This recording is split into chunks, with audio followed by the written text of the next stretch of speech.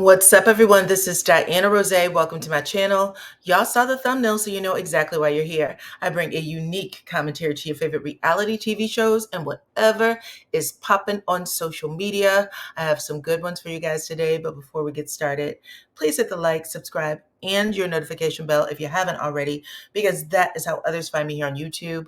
Follow me on Instagram at DYANAROZAY. I keep it popping over there in my stories, okay? So you're not going to want to miss that. Please go check it out. Also, follow me on Facebook. That's DYANAROZAY Real Talk. It is a private group, so you'll have to answer some questions correctly in order to be let in over there. Otherwise, you'll be declined. You can reapply until you get it right. Okay, it's a great time. Outside of that, you guys already know I appreciate every single one of you for rocking with me. I probably sound just a little groggy because it is, what time is it? It is 1:50 a.m. in the morning. So I had a couple of things that I had to get off my plate today, but this video was included in that. I'm already into the next day, though, so I failed at that mission. But I was on Queen Sheba's channel earlier talking about Black women leaving corporate America and the reasons why. Child, for a little bit, I felt like I was in a rocket shot right on back to 1903. There was some young Black men on the channel who I guess come from the manosphere. Is that what it's referred to as? Anyway, they shocked me.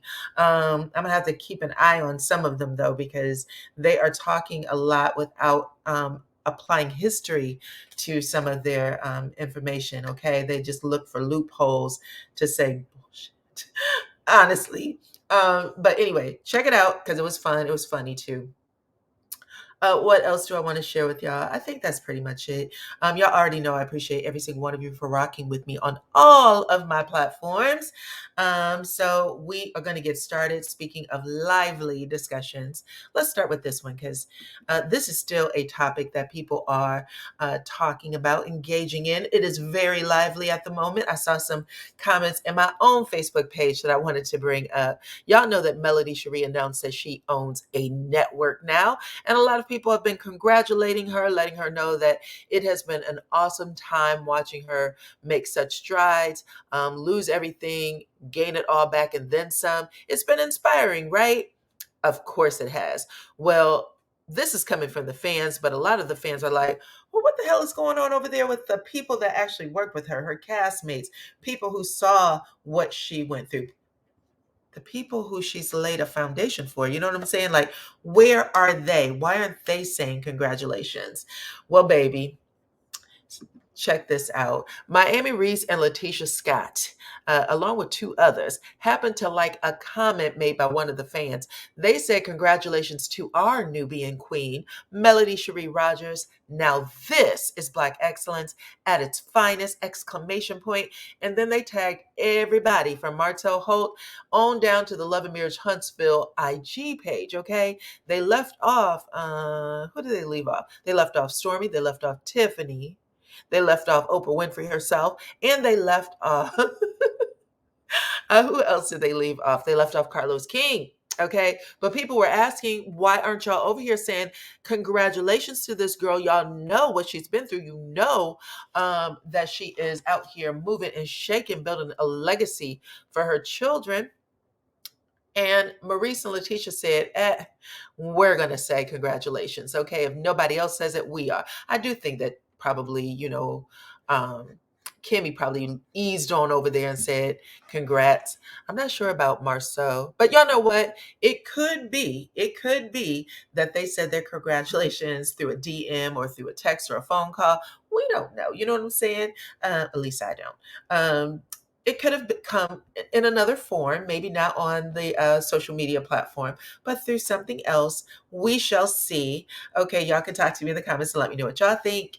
And now I'm going to get into the next topic, which happens to be Kenya Moore. I said I was going to talk about her interview with Carlos King. They played the first half on Tuesday, and it was phenomenal. It was phenomenal. I have a newfound respect for Kenya Moore. I'm going to tell y'all all about it too. First, I'm going to say they kept referencing season 5. Carlos King said, you brought RHOA out of the floodwaters. You saved it. They were definitely a dying franchise, but you and Portia brought them back. And I was like, did they? Because I never felt that. I always thought that Nene Leakes was like, that she carried the show. You know what I'm saying? But after he said it so many damn times, I apologize. I have a hair that keeps going against my eyelash there. I After hearing it so many times, I went to look up the reruns and I watched it, and he ain't lying. Okay, Kenya saved the franchise. Now, when I first watched it, I think that my first thought was like, oh, I don't like how Kenya's handling things. And so I didn't give her props. But when I watched it with a new set of eyes and everything that I know about reality TV now, and how, these people really are often given their real reactions to things, and we can be like, I don't appreciate this shit. Like, you should know better. People don't know better. They are doing what they do, and the camera is catching it and building a story around it, right? I watched Kenya and I was mesmerized. I realized that in season 5, I was watching the show for Kenya. I was watching to see what she was going to do next. And it really hit for me when I watched her interaction with Apollo. Season 5 is the first time Kenya meets Apollo. They go on a double date. Apollo and Phaedra meets, or excuse me, Kenya and Walter. Y'all remember Walter? Let me put Walter up on the screen, y'all. Walter and Kenya show up in season 5 for the first time. Kenya meets Apollo, and there was no faking that interaction. There was nothing fake about it. One of the things that Carlos King said was, baby, I wasn't even on season 5. I had left the show, and producers had been calling him every week, giving him an update on Kenya. And it had to have been because of what they saw with Apollo. I kid you not. Let me see what this is going on. I kid you not. Her first meeting with him, and y'all can go on ahead and check out my stories, check out the video that I post on my Facebook page. I would have played it here, but NBC definitely would have filed a copyright strike against me, so I did not. They stopped that before I could even start it. But when Kenya sits down at the table, she gives Apollo a look, and she's like, oh, nice to meet you. Look at you looking like a boss. In confessional, she says, Apollo is fine. Okay. And then from there, she goes on to talk about this man's muscles. I can see your muscles bulging through the shirt. I can see your veins bulging through the shirt.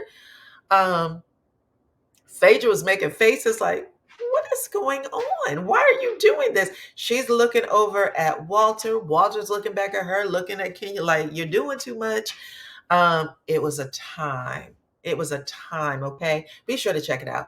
Anyway, I'm not saying that Kenya wanted to, do anything. I'm saying that she was just being extra flirty, and he caught the vibe, and he probably made some shit up afterwards. Either way, it was on camera, and it went on for 3 seasons because Phaedra was newly married, and then she was big and pregnant while that all that mess was still going on. But I realized I didn't like who Kenya was when I was watching those scenes. Then I went back, watched with a fresh pair of eyes, and I realized Kenya was the show during these episodes, whether people seem to believe it or not. Anyways, Carlos asked her at the end of this interview a question that's going to lead into, it sounds like, all of the Apollo era of it all. So we will get to see what happens with that. But anyway, let's talk about just Kenya. Let me take Walter off the screen. Okay, back to Kenya, y'all. So Kenya ends up talking about her mother in the first half of this interview, or the first part of the interview. And she's been very honest in telling us about her relationship with her mother, or the lack thereof. Her mom was a very young teen mom. I think she had her around 14, 15. And being a child herself, I guess she was very much a child in the mind. And she did not like Kenya, did not want anything to do with Kenya, didn't talk to Kenya. And the people, the grown-ups in the house, allowed it. They did not force any type of engagement. They didn't seek help for her because she sounds like she had been suffering from something, could have been postpartum and some other things. But she did not deal with Kenya. And Kenya said in this interview that she wanted to destroy me, which I took to mean she wanted to take her out, as in, I'm going to do and say every mean thing I can do and say to make you harm yourself, leave, whatever these things may be. And Kenya said there was only one time in the actual interview, she said there was only one time she could remember her grandmother taking up for her against her mother, which would have been her grandmother's daughter. And she said that was the only time. And I said, what a mental, emotional, and spiritual violence Kenya would have had to suffer. And people talk about this all the time. When things happen to you as a child, you learn to kind of leave your body and cut things off so I don't have to bleed anymore. I'm never going to face whatever these energies are because I have to survive it. So it explains a lot about the Kenya I see on screen right now. That's why I really appreciated this interview. And then it also made me think about Nene Leakes and how she kind of does the same thing. Like, if you ever saw the Larry Reed interview where she talks about Brent finding him, after he had had a stroke on the floor, and she tells the story in detail, and her voice never cracks. Like, she shows no emotion. And I was like, holy shit. They literally had a lot of similar, kind of, because Nini's talked about her mother and not feeling like her mother wanted her and sending her off to an auntie in Georgia.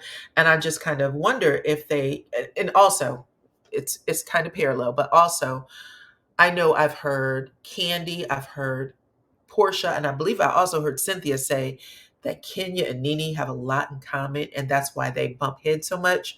They problem solve the same, they act alike, and they do. Even though one may come across as loud and brash, that's how Kenya described Nene. Kenya is just as loud in how she responds to things. She just doesn't see herself that way. And a lot of people don't, because they see her as a different package than Nene, but they're actually the same. They solve problems very similar. So yeah, I'll just say that. But she talked about that on in the interview. She also shared that her grandmother, even though she said that there was only one time she took care of her, or excuse me, defended her, she said that she loves her grandmother, that she owes her grandmother everything. She said, my grandmother is the reason I am who I am today. So she definitely honors her. She loves her. Yeah. Again, I don't know. You have to watch it, but there's a lot of things to unpack there. Kenya says she may write a memoir. I hope she does, because she has a fascinating life. Personally, this is just me. Um, when you hear stories like this about something that happened to a child, you have to wonder how fragile, like, you have to know how fragile our minds are, even though people want to always say, could never happen to me. Our minds are really fragile. It doesn't take a lot, even though people think that they can survive it. It doesn't take a lot to be put in a certain situation or circumstance and have something happen to you over and over and over again. You will break down mentally, and you would have to figure out how to survive in that space. When I heard Kenya's story, I thought, well, how easy would it have been for her to be like a sociopath or something? You know what I'm saying? Like, that's the type of stuff that you hear sociopaths say. And then you have a woman who is clearly brilliant. She's very smart. I believe she has a psychology degree. So she said, because of what was going on with her mother and her believing that her mother suffered from a mental illness, it actually made her want to study psychology. So she did. That was just an amazing story how she explained it. And also having enough love around her, even though she had to witness her mother ignore her, while at the same time talking to her cousins and, her aunties and her grandparents, and everybody being okay with the dynamic of that relationship. Like, Kenya, it's just how it is. Your mother's not going to talk to you. Just, find a way to get over that. And we saw that with her auntie Lori. Y'all remember when Kenya had went back to Detroit to visit? I think her grandmother had Alzheimer's, right? And she went back to visit her grandmother, and then she took the bus to her actual mom's house, because at this time she's just like, I don't give a F. She never cared about me. So yeah, I'm going to have this moment on the show.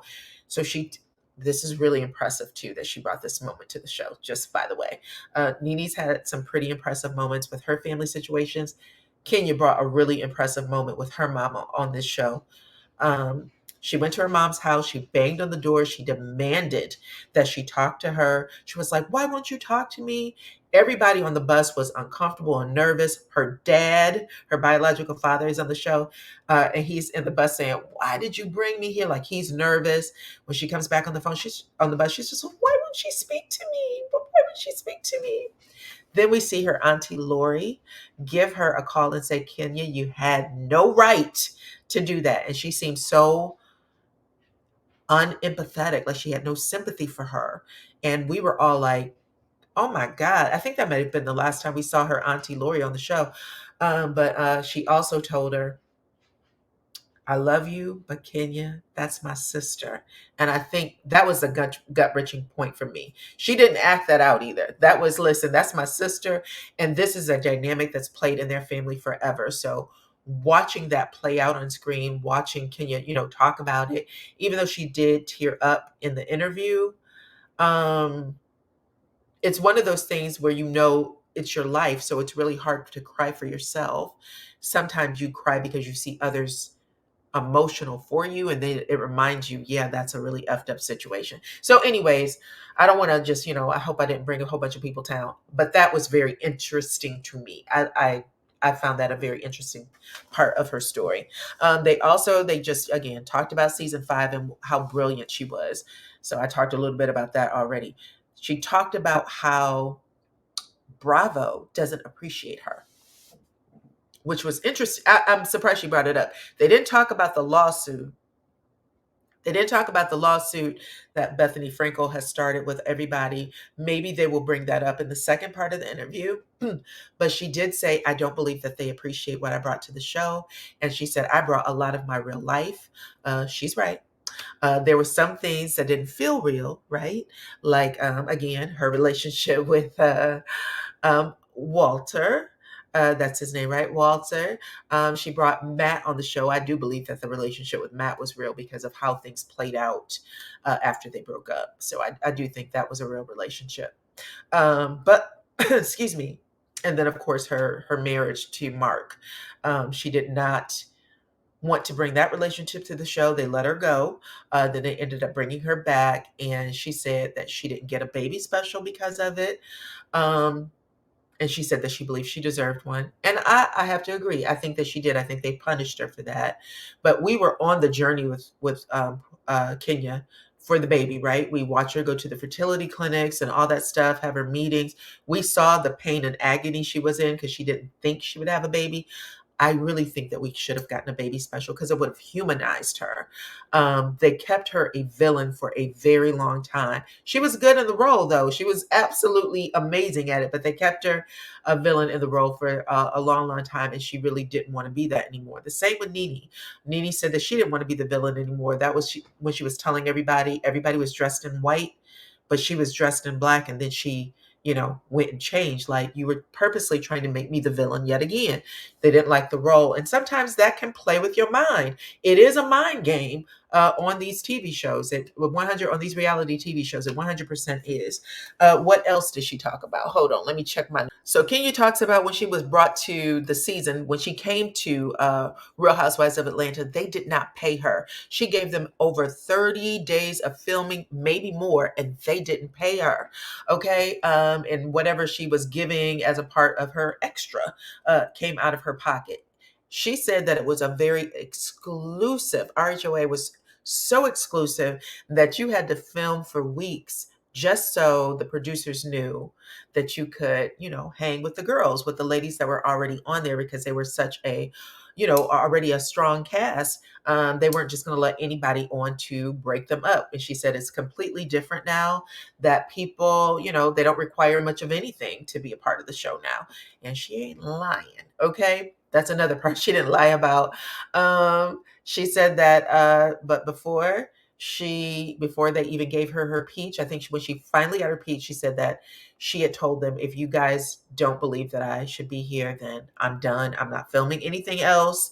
And then she told them, I guess they came back to her and kind of begged her to stay. And she said, if you don't use me, you can't use any of my other footage, which, wow, I didn't even know you had the right to say that, because usually they make you sign off on a waiver saying that they're going to use it however they choose. But she said she told them that they couldn't use any more or use her footage at all. And they ended up using it. And then she said something that was, I think some people may have knew, but not, that the entire cast at that point, except for her because she was new, but all the other ladies who had a peach, Nene, Phaedra, Candy, they all went on strike to protest the fact that that the network was giving Kim preferential treatment. They all stood together and said, listen, she shows up 3, 4, 5 hours late. She's always coming here with excuses about her children. Y'all remember that? They had that dinner and they told her this. You're always coming in here with excuses about your children. We have kids too. Why do you get to come in late? And they said that she is never on the cast trips. And they said, we don't want to go on the cast trips. If we go, you should go. Well, apparently the network was willing to just let Kim be and do whatever she wanted to do and be. And the girl said, no, if that's the case, we are not filming.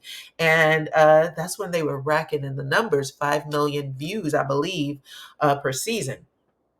But they stopped filming. Portia was in the tryout phase, so they made Kenya and Portia film. Y'all remember Bye Ashy, Bye Ashy? And she said that Kenya said it was magic. That's how she referred to it. She said her and Portia brought magic to the show. So it was really cool to watch her reflect on her history with Portia, because we all know that her and Portia had a hard time on that show, including the ass whooping that happened on the reunion. Okay, the hair dragging, the dragging down to the floor. I think it felt like she dragged her at least 2, 3 feet before people had to come and get her. Y'all remember Carlos King picking Portia up in his arms and walking her off the set? Oh my God, that was. Listen, I loved RHOA. I ain't gonna lie. Now, y'all remember also that Kenya had Portia arrested. She went down, filed charges. Portia had to turn herself in. The mugshot. Well, now she speaks very highly of Portia in the interview. She was like, her and Portia made magic, that she 100 gave her and Portia credit. Like, we 100% took this show out of ruins. Okay. I thought that that was amazing that she was able to reflect back on it that way. And I already told you guys that I thought Portia was coming back on the show, because Andy Cohen has literally asked her every time he sees her, are you coming back? Are you coming back? Last time she was on Watch What Happened Live, he asked her. She said, never say never. And he said, good answer. So I bet you everything that she will be back filming for season 16. And the way everyone has been speaking on her. So, oh, Portia, she's such, blah, blah, blah. And also, y'all know that Portia and Kenya took pictures. They were at a birthday party recently, a child's birthday party, where they took pictures together. So it looks like things are going to, ramp back up between them. She definitely said that Nene should be back on the show. She gave her a compliment, said that they, had, ups and downs throughout their time on the show, frenemies, friends, that she missed her on the show, that she thought that she was, amazing to work with, that really she was her only opponent. Again, these two are similar. So, yeah, I agree. I think that they knew each other. They knew the games that they would play, you know what I'm saying, with each other. So, yeah, I thought that was cool. What else did she have to say? She talked a little bit about Phaedra. She said that she thought that Phaedra um, would come after her in a way that played mind games with her.